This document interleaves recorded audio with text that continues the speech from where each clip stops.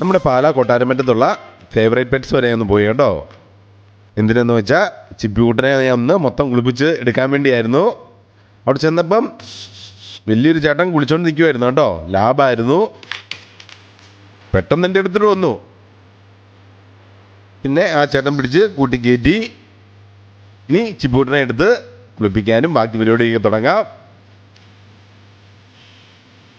അതിൻ്റെ അത് കെട്ടി ആദ്യം പേടിച്ചു കേട്ടോ.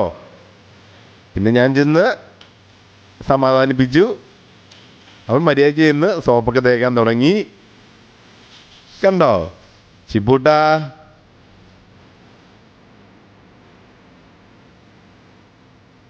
സോപ്പ് വെച്ചിട്ട് കുറച്ച് നേരം നിർത്തണമല്ലോ.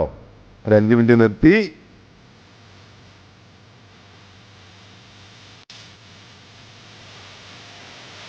അവന് തണുക്കുന്നുണ്ടോ? ഇക്കിളിയാണോ?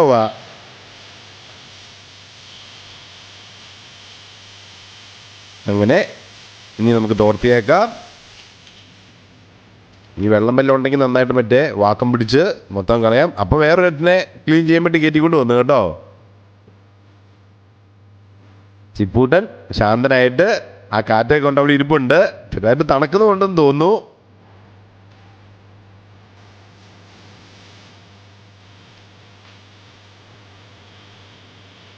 ലാബിനെ പോയി ഞാനൊന്ന് കൊഞ്ചിച്ചു. പാവമായിരുന്നു കേട്ടോ. ആദ്യം ഞാനൊന്ന് പേടിച്ചു.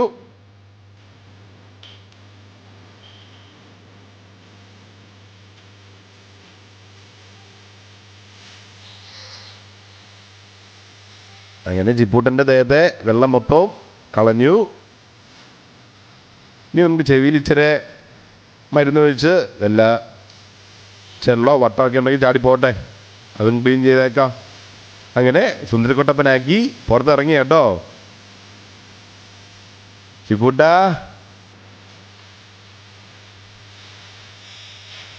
ഈ മുട്ടത്തണ്ടൻ ചേട്ടനാണ് ഇതിൻ്റെ ഓണറ്.